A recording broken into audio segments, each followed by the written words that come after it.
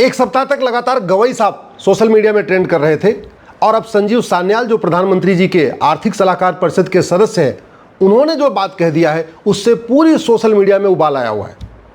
संजीव सान्याल साहब ने कहा है कि भारत को विकसित भारत बनाने में जो सबसे बड़ी बाधा है वो भारत की न्यायिक व्यवस्था है, भारत का जुडिशियल सिस्टम है, और उस पर खूब लोग तालियां बजा रहे हैं, खूब उनके वीडियो भी शेयर कर रहे हैं।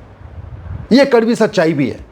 भारत में 5 करोड़ मुकदमे पेंडिंग है और 5 करोड़ मुकदमों का 5 करोड़ परिवार टेंशन में है, और 5 करोड़ परिवार का मतलब एक परिवार में 6 आदमी मान के चलिए तो 30 करोड़ भारतीय टेंशन में। और ये टेंशन केवल और केवल इस घटिया न्यायिक व्यवस्था के कारण है, घटिया प्रशासनिक व्यवस्था के कारण है।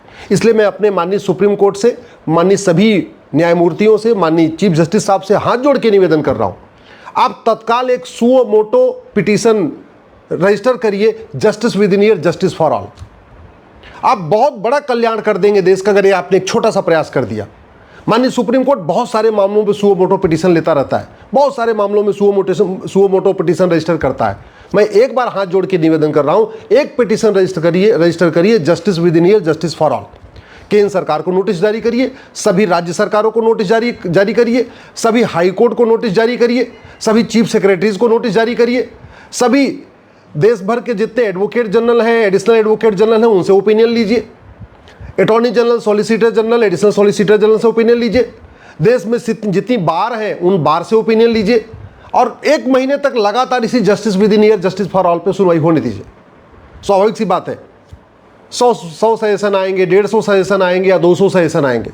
उस 200 सजेशन में कुछ ऐसे भी होंगे कि भाई ये काम सरकार को ही करना पड़ेगा, लेकिन उसमें आधे कार्य ऐसे हो सकते हैं जो माननीय सुप्रीम कोर्ट आर्टिकल 142 की पावर को यूज करके कर सकता है। बहुत सारे मामलों में जब कोई कानून नहीं होता, जहां वैक्यूम होता, जहां गैप होता है, माननीय सुप्रीम कोर्ट अपनी आर्टिकल 142 की पावर को यूज करता है और वहां पे गाइडलाइन बनाता है। बहुत सारे मामलों में हो चुका है। इलेक्शन रिफॉर्म के दुनिया भर के जजमेंट है जहां माननीय सुप्रीम कोर्ट ने जहां पे अपना जजमेंट दिया है, और जब तक कानून नहीं बना वो जजमेंट चलता रहा।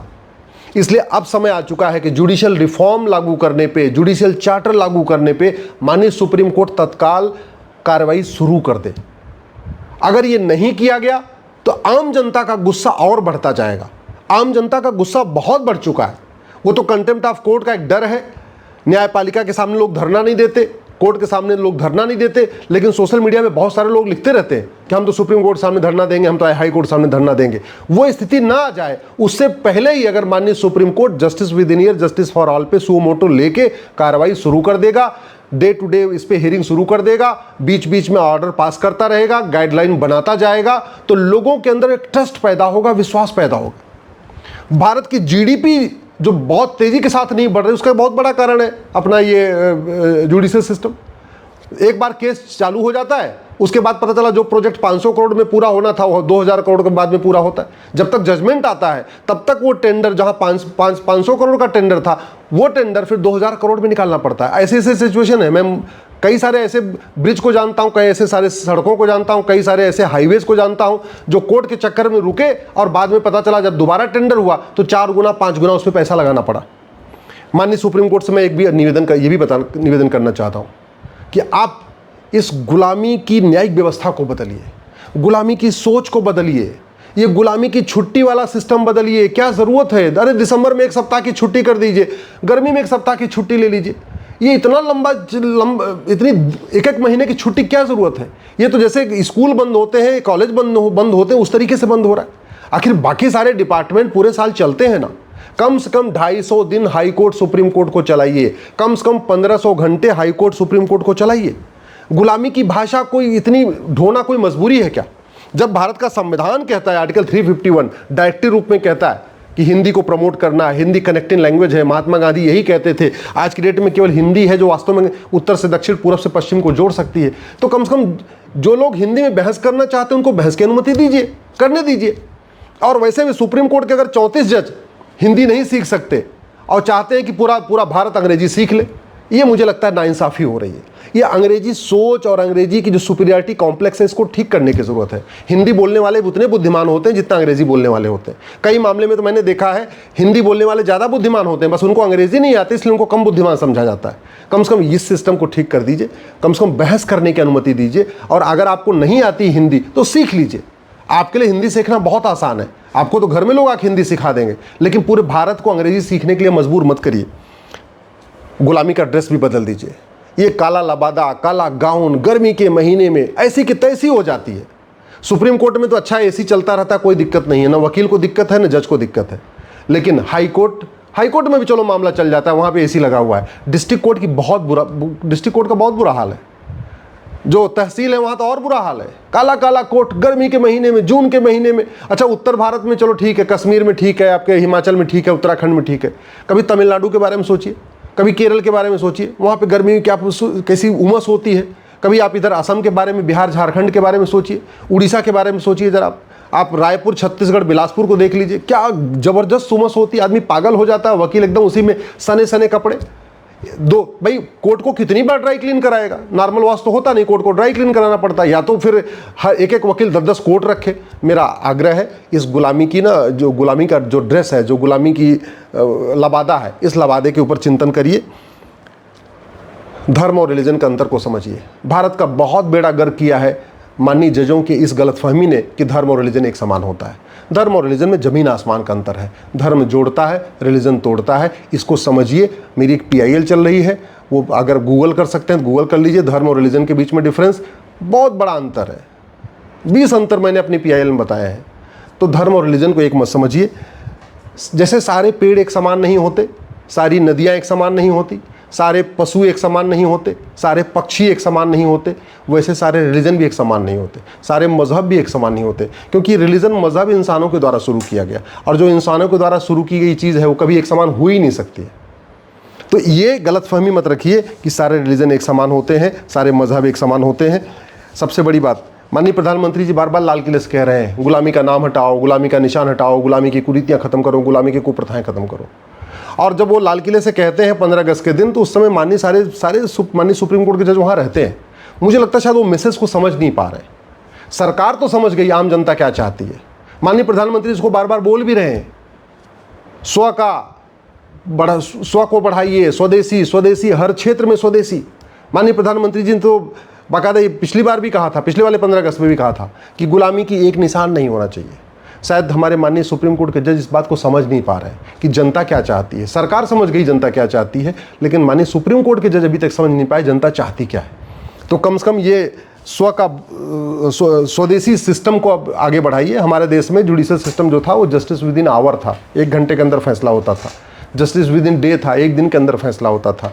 जस्टिस विद इन वीक था, 1 सप्ताह के अंदर फैसला होता था।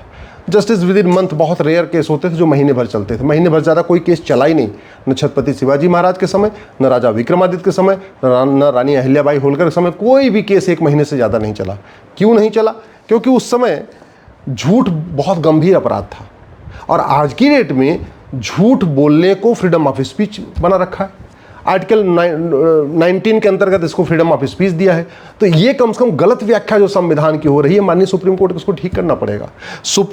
भारत का संविधान सच बोलने का अधिकार देता है, झूठ बोलने का अधिकार नहीं।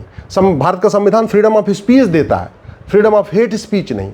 आर्टिकल 25 फ्रीडम ऑफ रिलीजन देता है, फ्रीडम ऑफ कन्वर्जन नहीं। ऐसे जो बहुत सारे विषय हैं, शायद इस पर कहीं न कहीं गलतफहमी है। मानवाधिकार मानव का होता है, दानव का नहीं। अब आप ये चाह रहे हैं कि नहीं, जो प्रक्रिया अपनाई जाएगी सामान्य व्यक्ति के साथ वही प्रक्रिया अपनाएंगे अलगाववादियों के साथ, आतंकवादियों के साथ, माओवादियों के साथ, नक्सलियों के साथ, फिर तो देश का कल्याण नहीं हो सकता। और एक बात और मैं कहना चाहूँगा, इस देश में संविधान का उपयोग करके संविधान को ख़त्म करने की बहुत बड़ी साजिश चल रही है। शायद हमारे माननीय सुप्रीम कोर्ट के जज इस बात से अनभिज्ञ है कि संविधान का उपयोग करके संविधान को ख़त्म करने की साजिश चल रही है। लोकतंत्र का उपयोग करके लोकतंत्र को खत्म करने की साजिश चल रही है। सेकुलरिज्म का उपयोग करके इस भारत में हिंदू धर्म को, सनातन धर्म को खत्म करने की साजिश चल रही है। सेकुलरिज्म का उपयोग करके फ्रीडम ऑफ स्पीच के नाम पे भारत में फ्रीडम ऑफ हेट स्पीच हो रहा है। भारत में फ्रीडम ऑफ रिलीजन के नाम पे फ्रीडम ऑफ कन्वर्जन चल रहा है। माइनॉरिटी जो शब्द आया था, उस माइनॉरिटी के नाम पे यहाँ अपीजमेंट चल रहा है। अगर इसको माननीय सुप्रीम कोर्ट नहीं रोकेगा, फिर कौन रोकेगा? सरकार कुछ कानून बनाएगी, यहाँ आएगी, फिर व्याख्या गलत हो जाएगी। तो सबसे पहले माननीय सुप्रीम कोर्ट को ये समझना पड़ेगा, ये भारत का संविधान कब तक है। अगर आपको लगता है कि नहीं सब जो कुछ भारत में अच्छा चल रहा है संविधान के कारण चल रहा है, तो शायद आप गलतफहमी में हैं।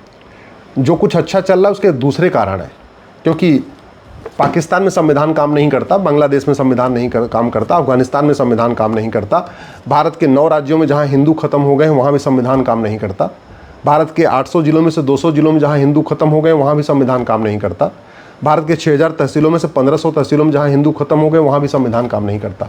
और एक बात और मैं कहना चाहूँगा, भारत की 50% समस्याएं ठीक हो जाएंगी अगर justice with in year, justice for all हो जाए।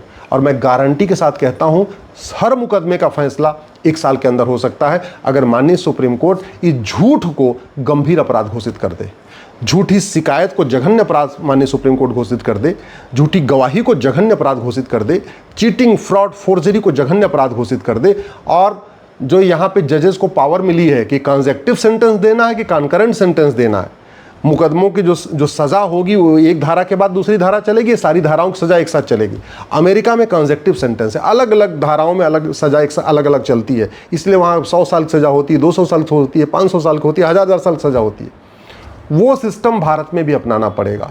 माननीय सुप्रीम कोर्ट के जजों को समझना पड़ेगा। भगवान श्री राम ने कहा था सठे भय बिन होए न प्रीत, भगवान कृष्ण ने कहा था सठे साठ्यम समाचरित। माननीय सुप्रीम कोर्ट को समझना पड़ेगा, सिंगापुर में सतयुग आज भी चल रहा है, भारत में कलयुग चल रहा है, क्योंकि हमारी न्यायिक व्यवस्था सड़ चुकी है। माननीय सुप्रीम कोर्ट को समझना पड़ेगा, आज भी जापान में राम राज्य है, आज भी जापान विकसित देश है, सुप्रीम और भारत बदहाल है, फटेहाल है, अराजकता है, भ्रष्टाचार है, दुनिया भर की और समस्याएं चल रही हैं। क्यों? क्योंकि हम जस्टिस विद इन ईयर कर नहीं पा रहे हैं, हम फास्ट जस्टिस कर नहीं पा रहे हैं। अगर आज डेट में भारत में घूसखोरी है, कमीशनखोरी है, सूदखोरी है, मुफ्तखोरी है, मिलावटखोरी है, कालाबाजारी है, मुनाफाखोरी है, तो इसके लिए सुप्रीम कोर्ट भी जिम्मेदार है। आज की डेट में अगर भारत में गौ तस्करी है, नशा तस्करी है, सोना तस्करी है, मानव तस्करी है, हथियार तस्करी है, इसके लिए भी सुप्रीम कोर्ट जिम्मेदार है। आज भारत में गद्दारी है, जासूसी है, झपटमारी है, जाति का जहर घोला जा रहा है, भाषा का जहर घोला जा रहा है, क्षेत्र का जहर घोला जा रहा है, तो कहीं न कहीं इस संविधान की ठीक से इंटरप्रिटेशन करने में माननीय सुप्रीम कोर्ट फेल हुआ है। अगर आज भारत में माओवाद है, नक्सलवाद है, जिहाद है, मजहबी उन्माद है, अलगाववाद है, कट्टरवाद है, उसके लिए काफ़ी हद तक माननीय सुप्रीम कोर्ट जिम्मेदार है। अगर आज भारत में लब जिहाद चल रहा है, लैंड जिहाद चल रहा है, घुसपैठिए आ रहे हैं, धर्मांतरण हो रहा है, ज़मीनों पे कब्जा हो रहा है, हाईवे किनारे, सड़क किनारे, जंगल पे, हर जगह जो कब्जा होता जा रहा है, उसके लिए भी बहुत हद तक माननीय सुप्रीम कोर्ट जिम्मेदार है। अगर आज यहाँ झूठ फरेब है, घटतौली है, नक्काली है, डकैती है, चीटिंग है, फ्रॉड है, फोर्जरी है, हवालाबाजी है, कबूतरबाजी है, पत्थरबाजी है, साइबर फ्रॉड हो रहा है, उसके लिए बहुत हद तक माननीय सुप्रीम कोर्ट जिम्मेदार है। माननीय सुप्रीम कोर्ट किस लिए कह रहा हूँ, न्यायपालिका जिम्मेदार है। और उस पूरी न्यायपालिका को बदलना, जुडिशियल सिस्टम को बदलना, जुडिशियल चार्टर लागू करना, ये माननीय सुप्रीम कोर्ट का काम है। सुप्रीम कोर्ट अपनी शक्तियों का ठीक से उपयोग करे, भारत की बहुत सारी समस्याएं ठीक हो जाएंगी। भारत में सतयुग आ सकता है अगर सुप्रीम कोर्ट ठीक से अपना काम करे। अगर सुप्रीम कोर्ट अपनी शक्तियों का ठीक से उपयोग करे तो भारत में कलयुग खत्म हो जाएगा, सतयुग आ जाएगा। सुप्रीम कोर्ट अपनी शक्तियों का ठीक से उपयोग करे, भारत में सिंगापुर जैसी स्थिति बन जाएगी, जापान जैसी स्थिति बन जाएगी, अलगाववाद, कट्टरवाद, मजहबी उन्माद खत्म हो जाएगा, भ्रष्टाचार अपराध खत्म हो जाएगा। लेकिन उसके लिए माननीय सुप्रीम कोर्ट को justice with in year, justice for all लागू करना पड़ेगा।